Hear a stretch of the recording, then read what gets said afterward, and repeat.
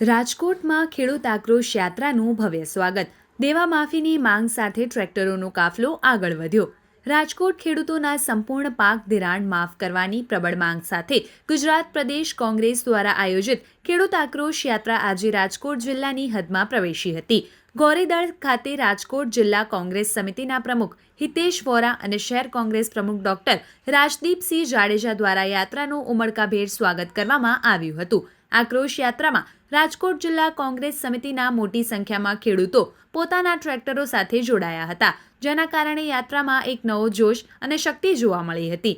દેવામાં દબાયેલા ખેડૂતોનો એક જ બુલંદ અવાજ હતો: ખેડૂતોનું પાક ધિરાણ સંપૂર્ણ માફ થવું જ જોઈએ. આજે રાજકોટ જિલ્લામાં આ યાત્રાનો અવાજ વધુ જોરદાર બન્યો હતો. આ યાત્રા માધાપર ચોકડી, અયોધ્યા ચોક, Sheetal park, Nanavati circle, Raiya circle, Indira circle, KKV ચોક, આત્મીય કોલેજ, એજી ચોક, મોટા મવા, ખીરસવા, દેવડા છાપરા અને આણંદપર જેવા મુખ્ય વિસ્તારોમાંથી પસાર થઈ હતી. આ વિશાળ કાફલો હવે ખેડૂતોના પડતર પ્રશ્નોને વાચા આપવા અને સરકારને જગાડવાના ઉદ્દેશ સાથે કાલાવાડ તરફ પ્રસ્થાન કર્યું હતું. સૌરાષ્ટ્રના ખેડૂતોની વેદનાને વાચા આપતી આ યાત્રાએ રાજકોટમાં શક્તિ પ્રદર્શન કર્યું હતું.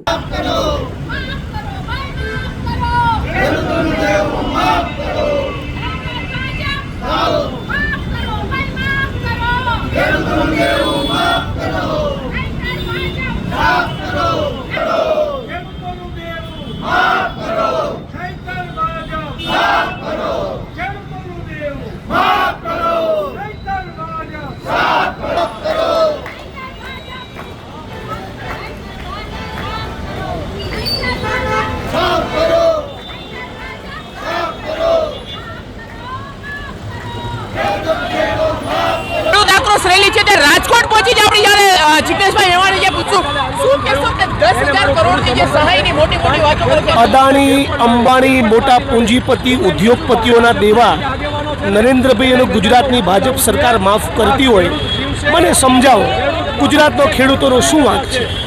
એ તમારા અને મારા માટે પેદા કરે છે, કાળી મજૂરી કરે છે, એનો વાંક છે. કરોડો રૂપિયાનું પેકેજ જાહેર કરવાના બદલે 10,000 કરોડનું જે પેકેજ આપ્યું છે તો મશ્કરી છે. ગુજરાતના પૂંજીપતિઓ ઉપર વેલ્થ ટેક્સ લાખી મોટી રકમ તમે જમા કરી શક્યા હોત, ખેડૂતોને આપી શક્યા હોત. તમે ગુજરાતમાં નવા ચેકડેમ બનાવતા નથી, નર્મદાની કેનાલોનું નેટવર્ક પૂરું થતું નથી, ખેડૂતોને ટેકાના ભાવ મળતા નથી, પશુપાલકો, ખેત મજૂરો, દૂધ ઉત્પાદકોને ન્યાય મળતો નથી. તમે ગુજરાતમાં કરી શું રહ્યા છો? આ ગુજરાત ભાજપ સરકારની જનવિરોધી, ખેડૂત વિરોધી નીતિઓના કારણે ગુજરાતમાં ખેડૂતો સુસાઇડ કરી રહ્યા છે. એટલે અમારી એક જ માગણી છે, બહુ નમ્ર માગણી છે કે ગુજરાતના તમામે તમામ ખેડૂતોના દેવા માફ થવા જોઈએ.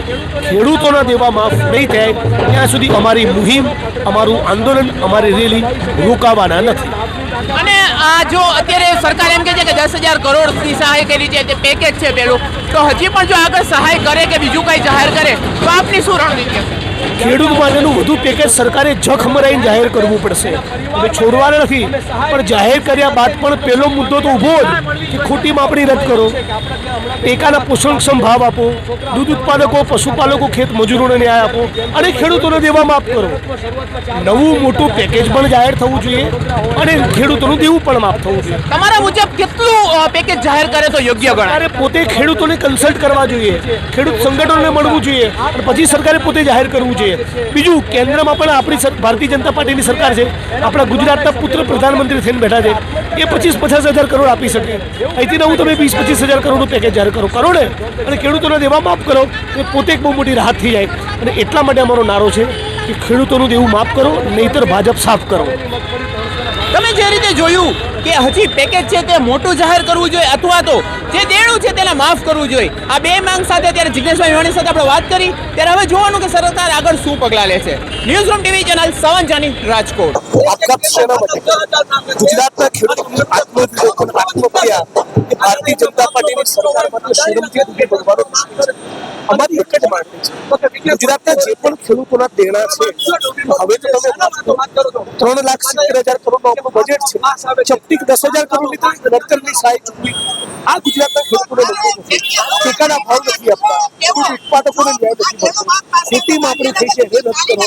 અને જ્યાં સુધી ગુજરાતના ખેડૂતોના દેવા માફ નહીં થાય ત્યાં સુધી અમારું આંદોલન ચાલુ છે. અને ગુજરાતની સરકારે બહુ ગંભીરતાથી વિષય કરવો જોઈએ. ગુજરાતની ભાજપ સરકાર માટે શરમનો વિષય છે. સરકારે પોતે ઢાંકણીમાં પાણી લઈને ડૂબી બનવું જોઈએ. ગુજરાતનો ખેડૂત શા માટે સુસાઇડ કરે? આ ગુજરાતના ખેડૂતોને ન્યાય નહીં મળે ત્યાં સુધી અમારી લડત, ત્યાં સુધી અમારી આ મુહિમ, ત્યાં સુધી અમારું આંદોલન ચાલતા રહેશે. લાખ વાત એક વાત, ગુજરાતના ખેડૂતોનું ઋણ માફ કરો, નહીં તો ભાજપ સાફ કરો. આજે પેલા ટુકડા બટકા ફેંકવા ટેવાઈ ગયા છે ને. પહેલા એમ કે 10,000 કરોડ, પછી એમ કે 800 કરોડ. અમને એક વાતની આનંદ છે કે કિસાનોએ આક્રોશ બતાવ્યો, કોંગ્રેસને ટેકો કર્યો, સરકાર મજબૂર બની. 10,000 કરોડ, હવે 800 કરોડ. આ રોજ બટકા ફેંકવાનું બંધ કરે.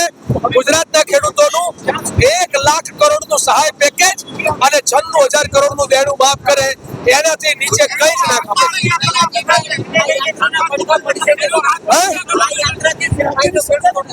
પેલા ઝટકે સરકારને ઝાડા કરીને કહે છે. સરકારને ઝાડા થઈ ગયા. 10,000 કરોડ જાહેર કર્યા ને, બીજા દિવસે 800 કરોડ કર્યા. 1 લાખ કરોડ સહાય, એમાં ભાગિયાઓ માટેની અલગ સહાય 60 થી 66,000 કરોડ રૂપિયા છે એ ખેડૂતો માટે. 33,000 કરોડ ભાગિયા અને ખેત મજૂરો માટે, પશુપાલકો માટે જાહેર. આ સરકાર નહીં, સરકારના બાપને કરવા પડશે, નહીં તો જપશું નહીં. અને 96,000 કરોડનું દેણું માફ નહીં થાય ત્યાં સુધી આ સરકારને સુવા નહીં દઈએ. ધીરે ધીરે